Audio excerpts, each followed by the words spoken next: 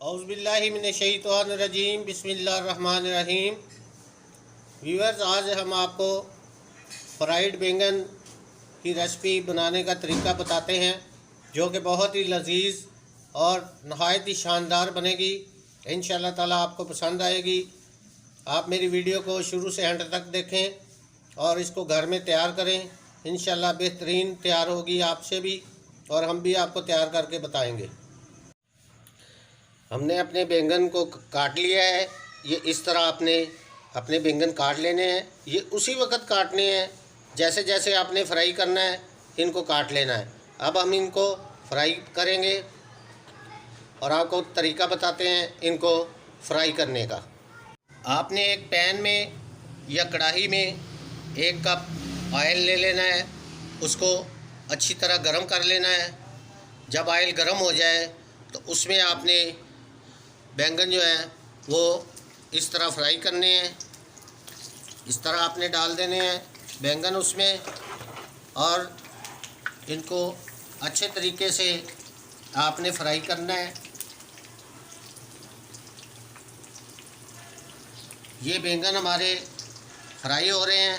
یہ آپ کے سامنے ہم آپ کو بتائیں گے کہ کس طرح آپ نے ان کو فرائی کرنا ہے۔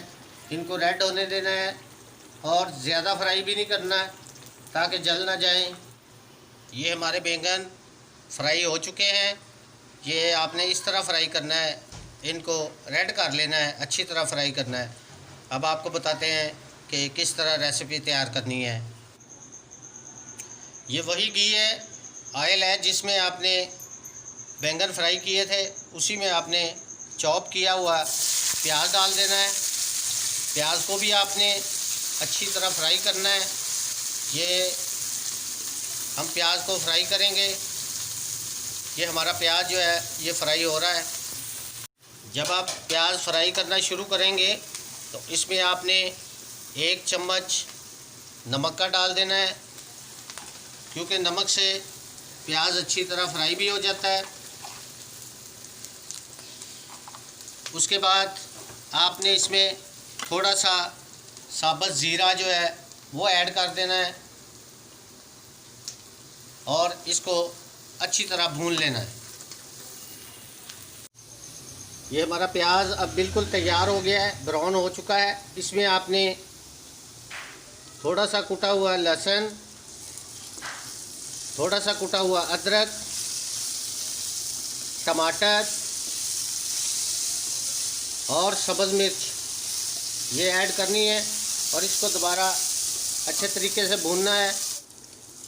اس کے بعد آپ نے اس میں 1 چمچ چھوٹا 1 چمچ سرخ مرچ اور آدھی چمچ ہلدی ڈال دینی ہے، اور تھوڑا سا اس کو بھون کے 2 منٹ بھوننے کے بعد اس میں آپ نے 1 کپ دہی ایڈ کرنی ہے۔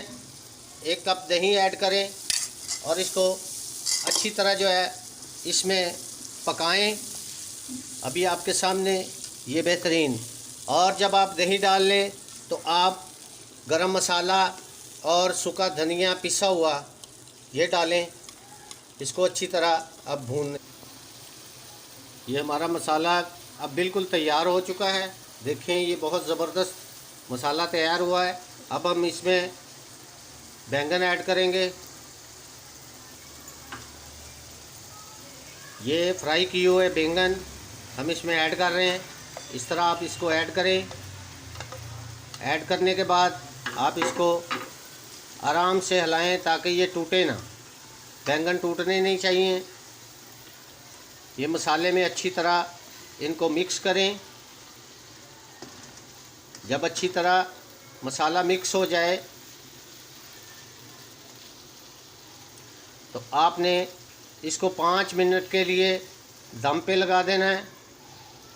ابھی ہم اس کو دم پہ لگا دیں گے۔ 5 منٹ کے بعد آپ کو دکھائیں گے کہ یہ ہمارے بینگن بالکل تیار ہو جائیں گے۔ تو اب ہم اس کو دم پہ لگا دیتے ہیں۔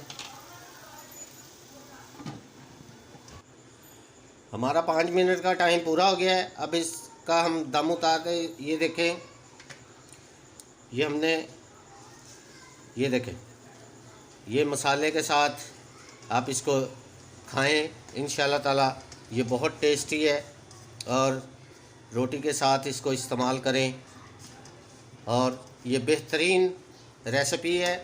جو حضرات بینگن نہیں بھی کھاتے آپ ان کو بھی کھلائیں، انشاءاللہ تعالی ان کو بھی پسند آئے گا۔ آپ کا بہت شکریہ۔